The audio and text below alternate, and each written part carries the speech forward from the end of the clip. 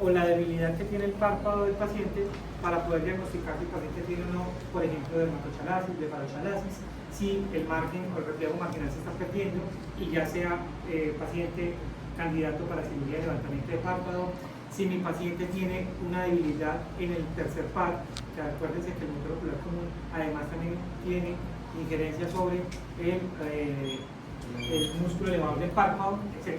¿Listo? Muy bien. Blefaritis. ¿Quién trabajó blefaritis? Bueno, señoritos, blefaritis es lo que estamos viendo, ¿cierto? Lo empezamos a ver ayer y vimos pues como una parte introductoria con el caso clínico y todo lo demás. ¿Cuál blefaritis de las dos, o bueno, de las tres, es la más prevalente?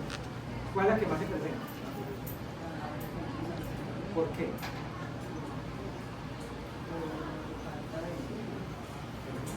¿Cuál dije? ¿Esa es la causa que...? ¿Cuál? La anterior. La bacteriana. No sé, ella dijo que la más frecuente, la más prevalente es la anterior. Y que la causa principal es por falta de higiene. Pues en causas como, por ejemplo, las mujeres que usan maquillaje, también tenemos la bacteria Staphylococcus, también pues la posterior más que todo por difusión de la glándula de Meibomian, que pueden ser también con la edad. Pues normalmente la epidemiología que miramos se da más que todo en la Entonces hablemos de eso. ¿A quién afecta más? ¿A mayores o a menores? ¿Y cuál? la ¿Mayores cuál? La posterior. No, ¿de qué edades? No, porque la anterior no afecta a la glándula del pulmón. Es la posterior. La posterior.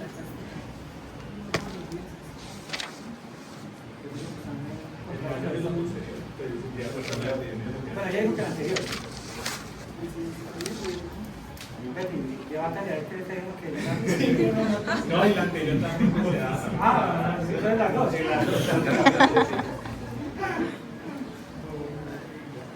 Bueno, cambiémosla. ¿A quién afecta más, mujeres o hombres? ¿Por qué? ¿Y eso está seguramente comprobado?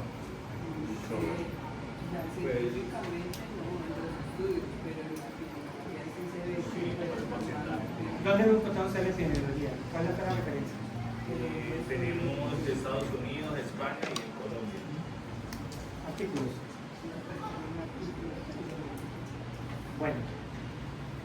¿Cuáles las nuevas alternativas para el manejo de la terapia de la blefaritis? O sea, ¿qué es lo nuevo que se habla para la blefaritis? Terapia ¿Esa cómo es? es con calor y presión. Calor a la para estimular que esos glándulos se normalicen. Y la otra es la otra que hacen con quitarle todo lo que son las casquitas que se acumulan en el borde particular. Y eso se hace con mis compañeros. Pues eso es una de las alternativas, tiene que ser esto. Porque cuando esos costosos hay personas que no tienen cómo a esto, entonces lo hacen con estas banditas, son como unas con esta. Y con esto es como una espuma, como jabón. ¿Y esa funciona para cuál? ¿Para la anterior o la posterior?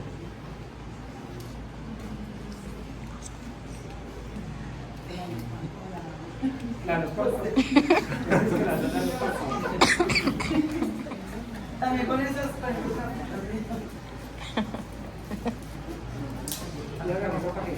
esos que ustedes se hacen, después de toda esta limpieza, se ponen en calor y se ponen luego por 5, más o menos por 5 minutos. ¿Y para qué el calor? ¿Cómo funciona?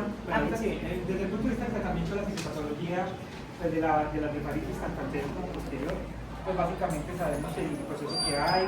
Ayer veníamos hablando de la inflamación del tema, pero el calor, que es como el papel que tiene ahí en esa capa.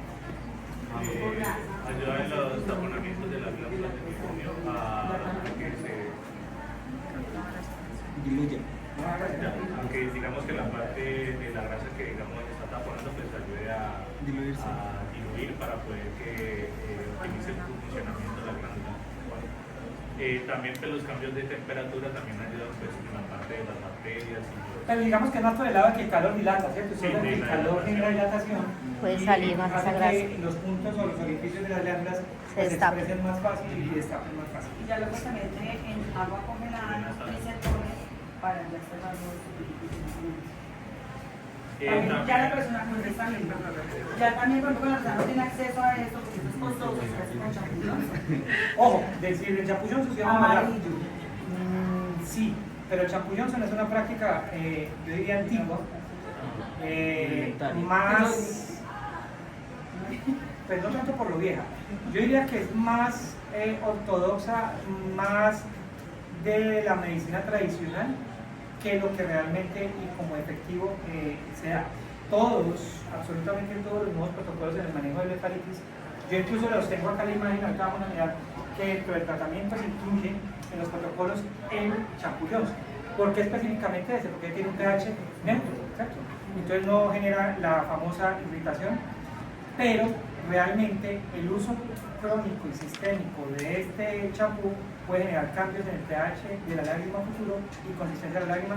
Por lo tanto, ya el champú Johnson está hace mucho tiempo reevaluado y debatido en cuanto al uso de eso. Por eso todas las alternativas que ustedes están mencionando. Y dentro de las nuevas alternativas, básicamente es la tecnificación que hay de estas cositas que usted está usando, la tecnificación que es el láser o la terapia pulsada, que es básicamente el calor, pero tecnificado, más tecnológico, con unas gafas que generan láser pulsado, que hace que sea, uno, más localizado y dos, mucho más efectivo. Bueno, muy bien.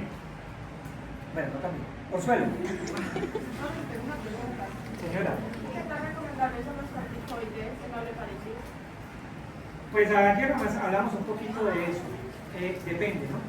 Depende de la causa. Por ejemplo, si la blefaritis es posterior, pues recuerden que los corticoides vienen en ungüento y vienen en colillo. Pues podrían utilizarse en colillo más que en ungüento. La grasa. Pero digo depende es porque como la blefaritis es una condición crónica que puede ser repetitiva, el riesgo de que el paciente vuelva al uso del corticoide sistémico es muy alto, ¿cierto? Porque la blefaritis es similar a la conjuntivitis o es similar a la rinitis. Todas cuando son de origen alérgico no se curan, solamente se controlan.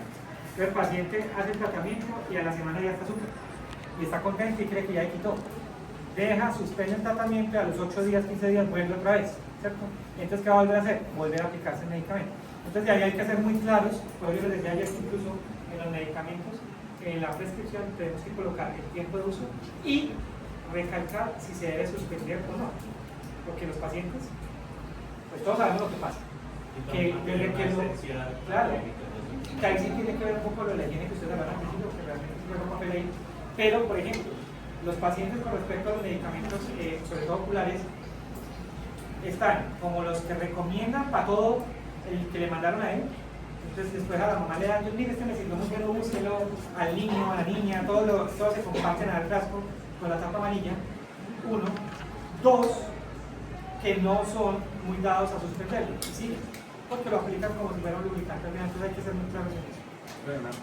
Y sin mencionar la automedicación, que la verdad, a mí me parece que sería bueno que desde un día, desde el punto de vista investigativo, saliera de los programas nuestros, porque realmente es una responsabilidad nuestra, una educación y pedagogía a los regentes de farmacia, porque los regentes de farmacia son los más llamados a formular o mal formular a los pacientes, porque pues todos sabemos que hay muchos medicamentos en Colombia que también eso se está trabajando para que la gran mayoría de ellos terminen de ser así, de venta libre, ¿cierto? Hay unos que sí o sí tienen que ser con fórmula médica, pero hay otros que son de fórmula libre, de venta libre, perdón. Entonces van, ¿y dónde va primero el paciente? No va ni a la óptica, ni al consultorio, ni a la clínica, sino al de la droguería. Mira, Julián, ¿qué me ayuda eso? Aplíquese esto. En cuanto a descartando el maquillaje y los procesos hormonales de las mujeres también nos pueden hacer más. En las mujeres y en todas las personas, sobre todo en la etapa, ayer hablamos algo de la adolescencia, ¿no? En la adolescencia son muy comunes, ¿dónde da más orzuelo? En la etapa de la adolescencia. Y eso da por igual a hombres o mujeres. Entonces, sí, en los cambios hormonales también influyen demasiado. Por eso, de alguna manera, la tiroides está ligada con eso, porque la tiroides regula todo el sistema hormonal. Recuerden que eso se hace en cascada, y desde aquí hasta acá, y acá para dar más glándulas suprarrenales y todos los demás, se hace que funcione todo el sistema hormonal o endocrino del cuerpo. Bueno, miren, Consuelo, las tres. Oigan, ¿en qué momento pasaron de 4 a 3 todos los grupos? No más dos, hay de tres. No, ustedes son de 3. Es que Sebastián está en ser. Ah, Sí, bueno. está en Ay, muy bien, Consuelo. Cuéntenme lo más importante que hay que saber de Consuelo, porque yo creo que Consuelo, incluso antes de que nosotros estudiáramos optometría, todos ya habíamos estado en contacto con Consuelo en algún momento, ¿cierto? Sí. Ya sea porque nos haya dado a nosotros o porque alguien de la familia cercana le dio Consuelo. ¿Qué? Cuéntenos. Es una inflamación aguda, purulenta,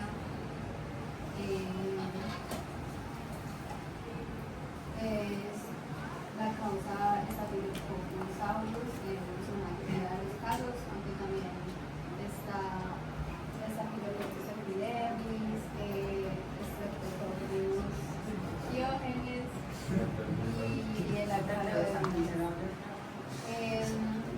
¿Qué más te puedo contar? No sé.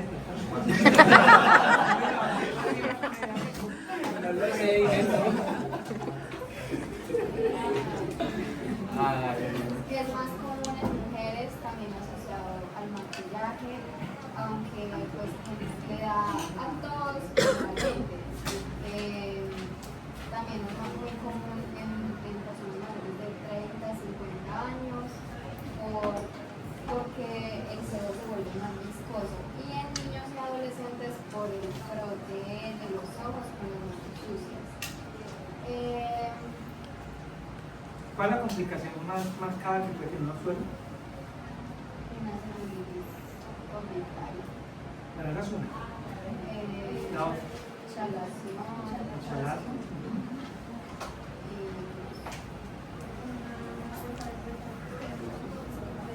¿A quién afecta más los suelos, mujeres o a los hombres?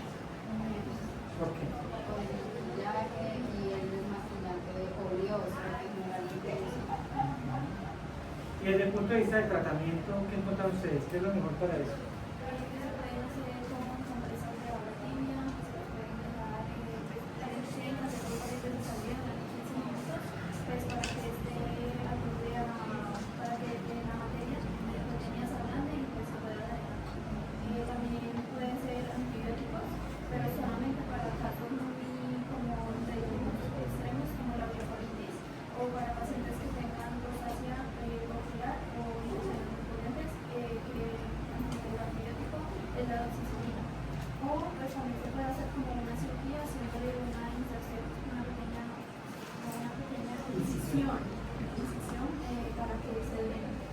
Entonces, ¿cuál sería como la forma más fácil de prevenir que a un paciente le dé suelos? Porque todos saben que los suelos son repetitivos, ¿no? Entonces, cuando una persona le da suelo, la posibilidad de que repita con frecuencia es muy, muy alta. ¿Qué le podría uno recomendar a un paciente que suele tener un suelo de repetición? Bueno, y la higiene palpebral, porque todos hablamos de higiene, ¿realmente en qué consiste la higiene visual o la higiene palpebral? Más que la visual es otra cosa, la ocular. ¿En qué consiste? Pues como ya lo mencioné antes, si se van a frotar los ojos con las manos limpias, por lo que la inflamación, o sea, el suelo como tal, en la mayoría de los casos se da por una bacteria, que es el Staphylococcus aureus. Entonces, pues, lavado de manos, y para las personas que son más propensas a tener más sebo, a tener la piel más grasa, entonces para ellas un manejo diario de compresas tibias. Lo más que todos nosotros los seres humanos somos muy dados a bañarnos muy bien el cuerpo, pero los ojos no, porque nosotros lo máximo que hacemos es cerrar los ojos para que no nos caigan el champú ni jabón a los ojos. Pero resulta que el ojo, principalmente el párpado y las pestañas, pues son un reservorio de suciedad y de polvo, pues porque finalmente la función que tienen tanto las cejas como las pestañas es todo el polvo, todas las partículas que en el ambiente no dejan entrar al ojo, ¿cierto? Entonces ahí se quedan.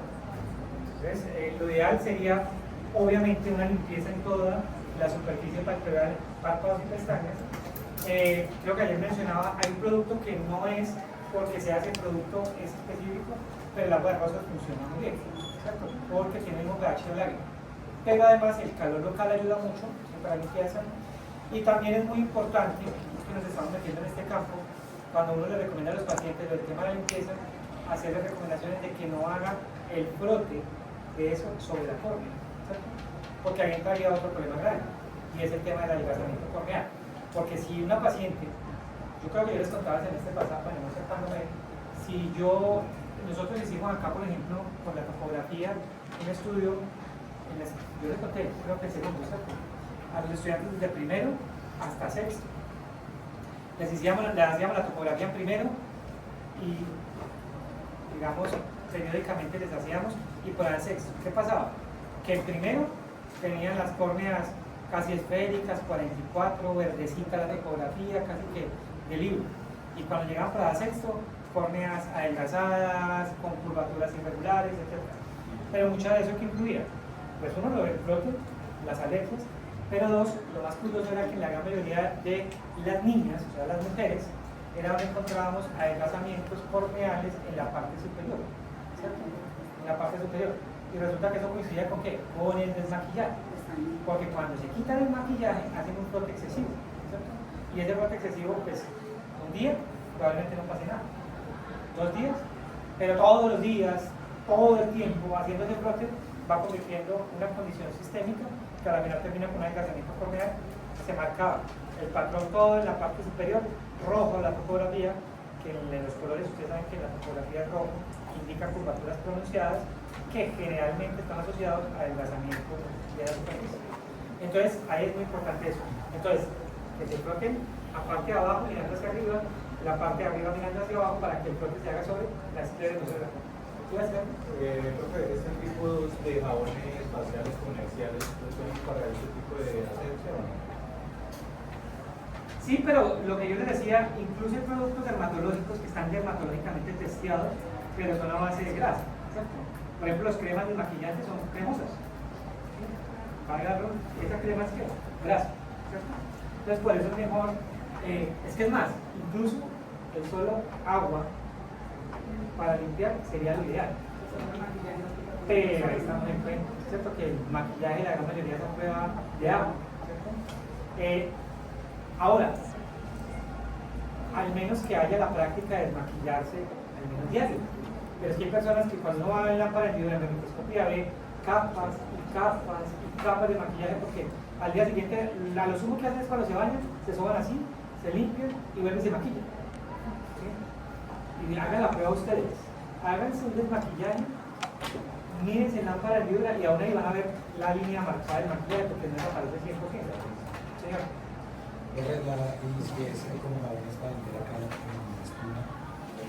De hecho es el mismo principio que tiene el Sprayer. Si ustedes han dado cuenta, el Sprayer es espumoso. Es una solución espumosa que ayuda a limpiar un poco. Para eso sí, se puede hacer, o hay toallitas, por ejemplo, el mismo Sprayer tiene unas que son las T4, que son a base del árbol del té, que no necesitan esa toalla para simplemente limpiar y ni siquiera necesitan enjuagar. Recuerden que el té lo que hace es que tiene propiedades de antiinflamatorias. Entonces ayuda un poquito también a desinflamar. Tengo una pregunta.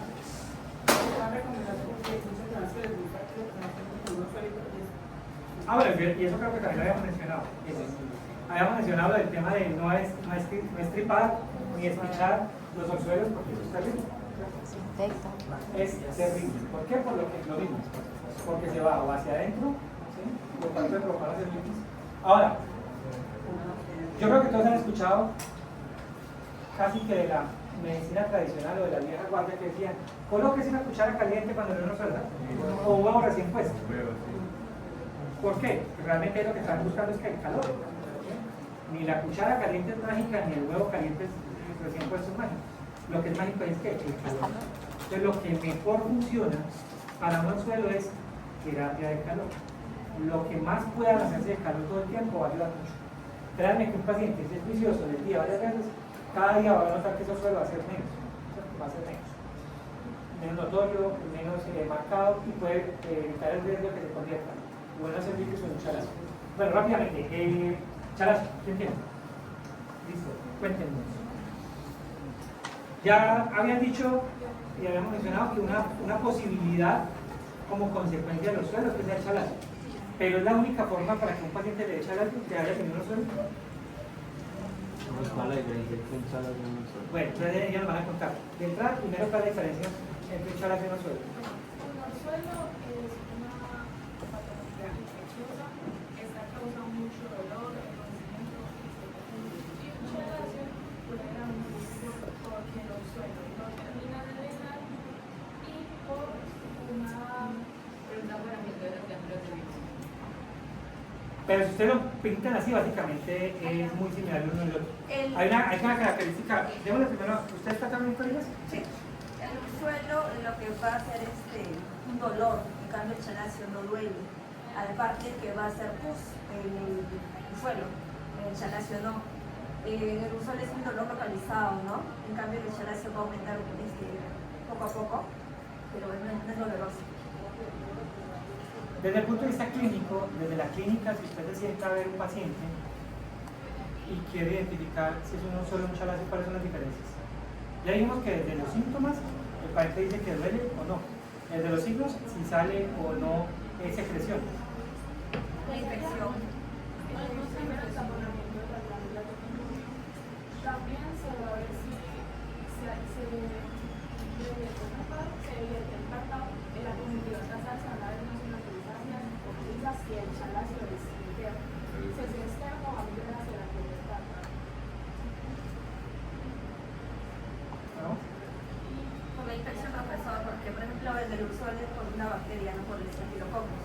En cambio, cuando haces la prueba del chalacio, pues no es por una infección, es por una inflamación. Bueno, entonces ahí les ayudo, igual eso lo vamos a ver más adelante, pero básicamente la diferencia entre uno y el otro es que el chalacio es una calcificación, es decir, es un calcio, una piedra. Esa grasita, que inicialmente era blandita, era líquida, que era en estado grasoso pero líquido, puede durar tanto tiempo y no tener un orificio de salida que se vuelve una piedra. Ese es el chalacio, ¿cierto? Cuando ya se calcifica, ya no duele, porque ya no está la tumefacción, que ustedes hablan ahorita, ni el enrojecimiento, ni el pus, que es el referente de una infección. Entonces esta piedrita, básicamente, ya es una condición estética, pero no más. Ahí ya no duele, ya no molesta, ya ahí se queda. ¿Cuál es el problema? Que puede ir creciendo de tamaño, que ahí es donde se hace necesario la cirugía. Que van a hablar un poquito acerca de eso. Entonces, un orzuelo es un proceso agudo, infeccioso. Un chalacio es un proceso crónico, no infeccioso, que es por la calcificación. De hecho, es una piedra. Cuando lo operan, lo sacan, lo tiran en el pato, ese que hay en el quirúrgico, suena, como lo cae la piedra. ¿Sí? Sí, es un cálculo. De hecho, es una calcificación. Cuéntanos más. Entonces, Pues igualmente el tratamiento. bueno, antes de eso, ¿qué tan prevalente es? Es decir, ¿es muy común? ¿Es poco común? Sí, es bastante común.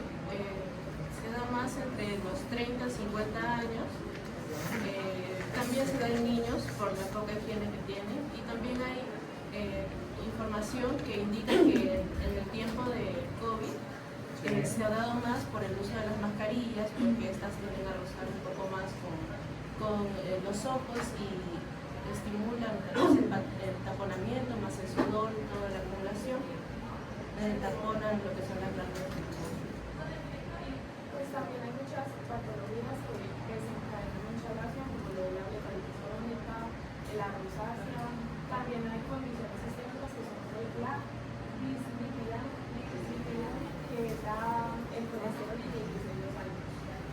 Bueno, esta cosa que no mencionaron, pero que es importante que lo tengan en cuenta, pero si algo decía Salomé, es con respecto a la migración. Normalmente el orzuelo es más cercano al borde del párpado, ¿sí? Siempre uno lo ve como más cercano al párpado inferior o al párpado superior, mientras que el chalacio va migrando hacia la parte tarsal, medial. Entonces uno lo ve aquí, la protuberancia, que cuando es externo, pues uno lo ve debajo de la piel. Cuando es interno, se ve que obviamente es por la conjuntiva tarsal cuando se hace la versión. ¿El tratamiento antes de espalda? El tratamiento, pues en los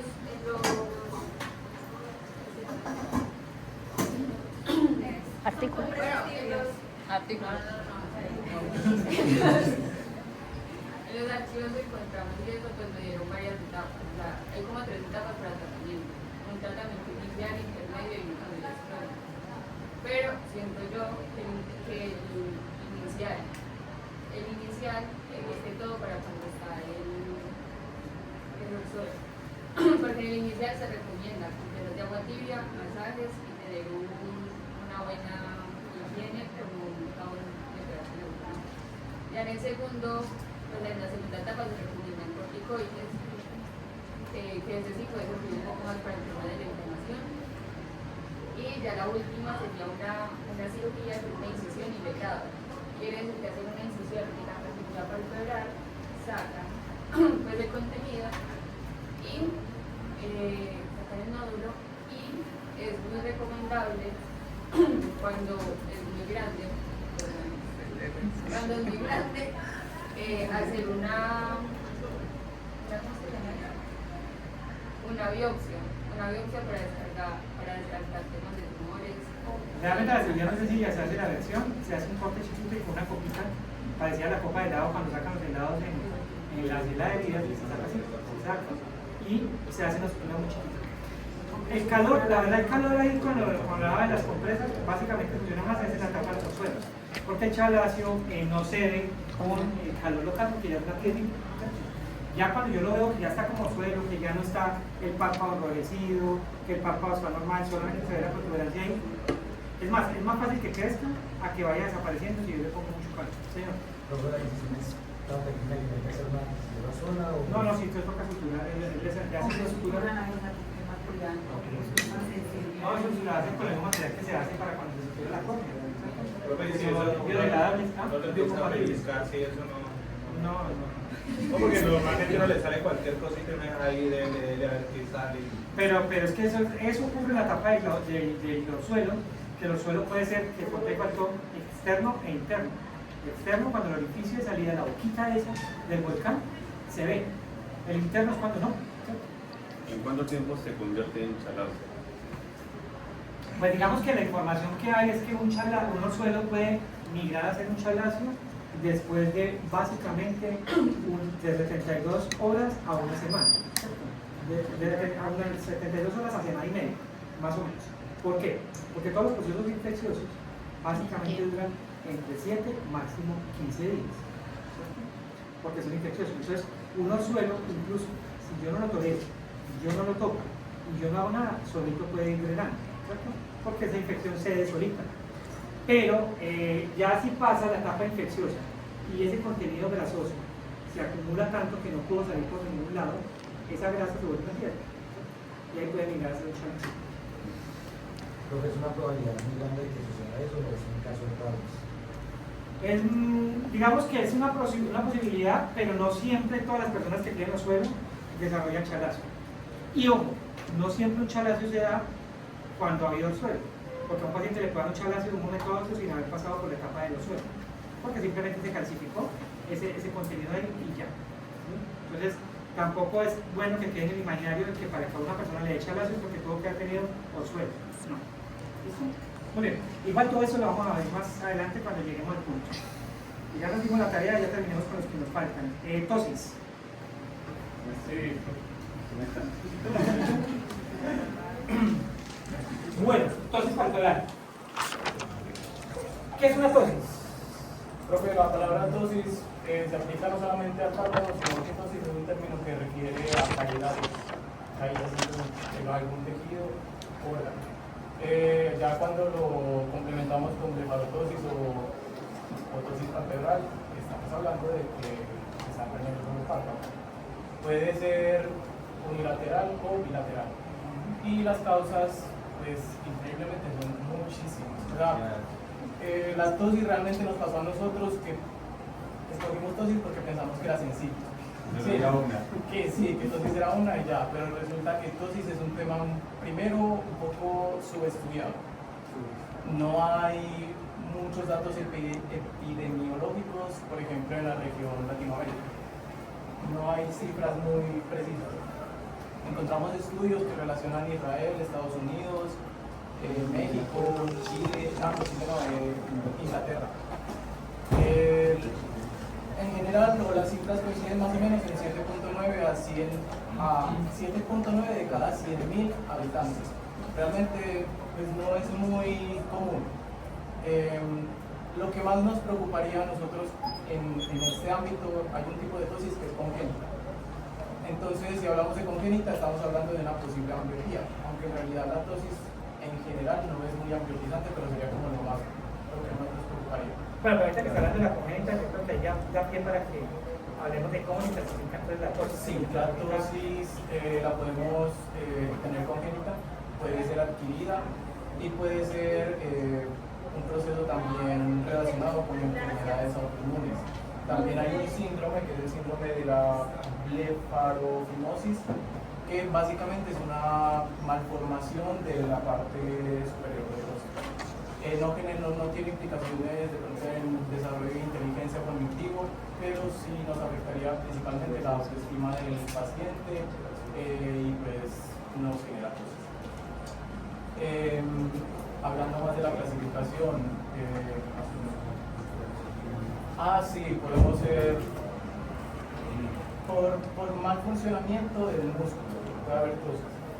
Puede haber tosis mecánica, que es, por ejemplo, que se adhiere la zona tarsal de la conjuntiva con la zona vulvar de la conjuntiva, nos genera tracción y eso genera tosis.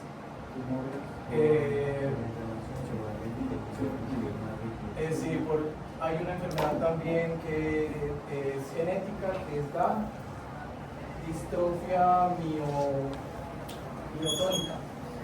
Lo que no funciona en esta enfermedad son las mitocondrias. Entonces no hay suficientes mitocondrias y no producen ATP.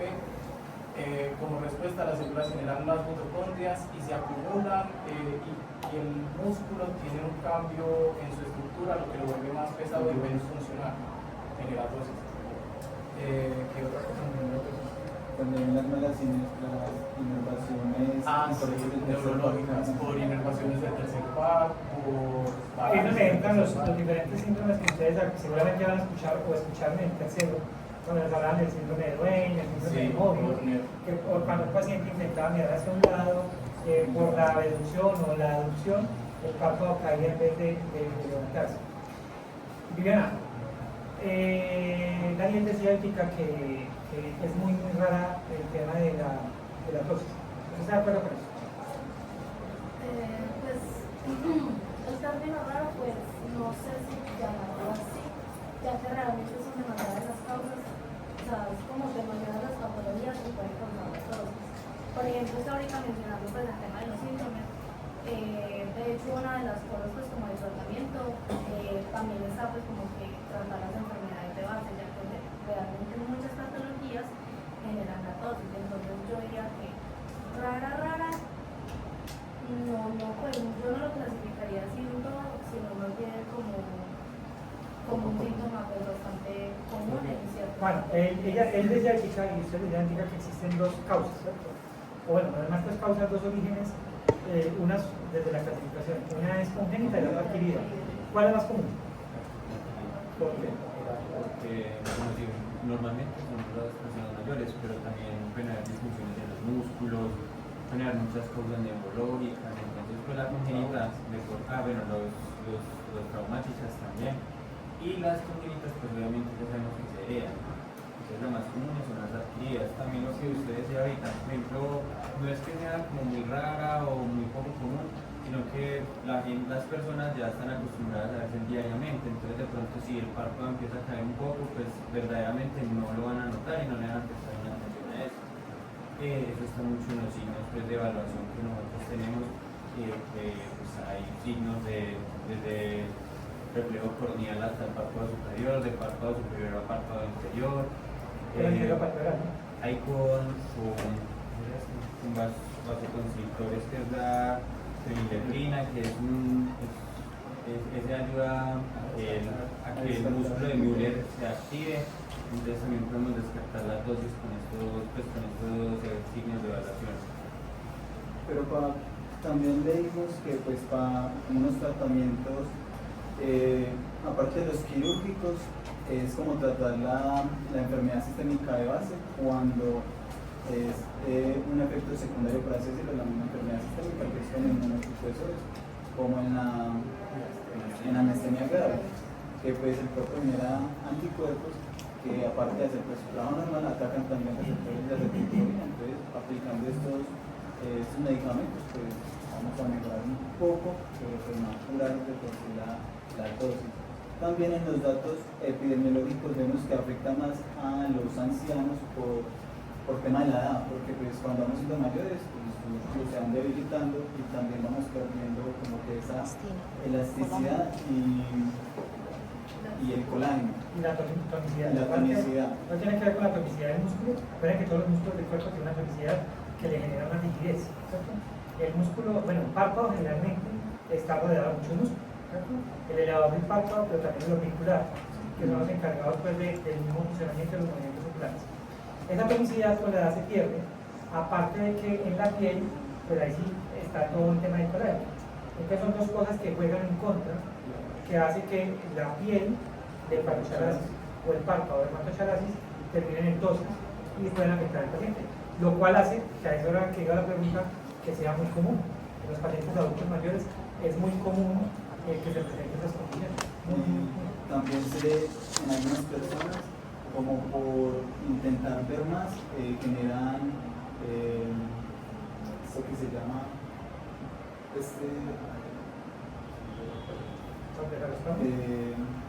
tortícolis, por estar levantando la cabeza, posiciones. Y de los panos también, porque lo que hacen en todo el tiempo es lo que hace que el párpado se quede espástico. ¿Algo más? Pues sí, realmente un estudio que a nosotros nos llamó la atención. Se hizo un estudio con pacientes a los que se les estaba suministrando inyecciones intravítreas, porque se estaba relacionando con que el uso del espéculo, que es el aparatico que utilizan para separar los párpados, podía generar desinserción de la aponeurosis con el tarso. Los resultados fueron que no, pero pues interesante que hasta eso se tenga como sospecha de tosis. O sea, realmente las causas son muchas. Pero realmente hay muchos síntomas relacionados. Lo que pasa es que es más común la adquirida que la congénita, pero eso no lo convierte básicamente en condición rara, sino que de hecho es muy común. Tan común que yo les decía a ustedes, el levantamiento del párpado se mete a hacerlo cualquiera. Yo he visto maxilofaciales haciendo blefaroplastia, cirujanos plásticos, oftalmólogos, y en todos ellos he visto resultados muy malos, porque la cirugía de levantamiento del párpado no es tan fácil como uno cree. Tiene que estar el paciente en todas las posiciones medido, como el paciente cuando está sentado, cuando está acostado de lado, del otro lado, boca arriba, boca abajo, porque el párpado en el levantamiento puede quedar tan templado que quede primero por un entropio, que es el tema que lo sigue, o un entropio por tracción, o que genere un lagostalmos por cierre incompleto del párpado. Realmente la persona idónea para la cirugía de levantamiento del párpado va a ser oculoplastia, que es básicamente quien hace la condición. Entropio y necropio. ¿Quién tiene entropio y necropio? ¿Nadie? ¿Y tumores? Bueno, faltaban dos temas ahí por abordar, pero igual eso lo vamos a tocar. Listo, muchachos, no, pues básicamente la idea pues también era darle como curso a esa actividad, porque si ustedes se dan cuenta, a pesar de que pues estaba construido así para hacer una especie de trabajo colectivo, pues aporta mucho para todo lo que vamos a ver nosotros, y seguramente todos los temas que nos faltan, que son todos los que acabamos de ver, todo lo que tiene que ver del párpado, pues ya va a ser más fácil, ya va a ser mucho más familiar cuando hablemos de términos, de signos y de síntomas y de prevalencias, para que lo abordemos, incluso los tratamientos y todo lo demás. Entonces ahí pues la idea es que empecemos a trabajar en esa parte. El miércoles de la próxima semana pues hacemos clase normal. Recuerden que el jueves es el quiz de todo lo que vayamos a ver y que hayamos visto desde la clase. Esto pues ustedes saben que esto lo tienen ahí listo para más adelante, pero esto no entra al quiz. Obviamente lo que se entra al quiz es que lo que vimos, ya vimos calmopatía tiroidea, celulitis preseptal, poseptal, ¿cierto? Seguramente vamos a terminar de ver las blefaritis de la prueba el miércoles, Entonces lo que entra hasta el miércoles entraría el quiz. El parcial es el jueves que viene al siguiente. Listo muchachos, chao.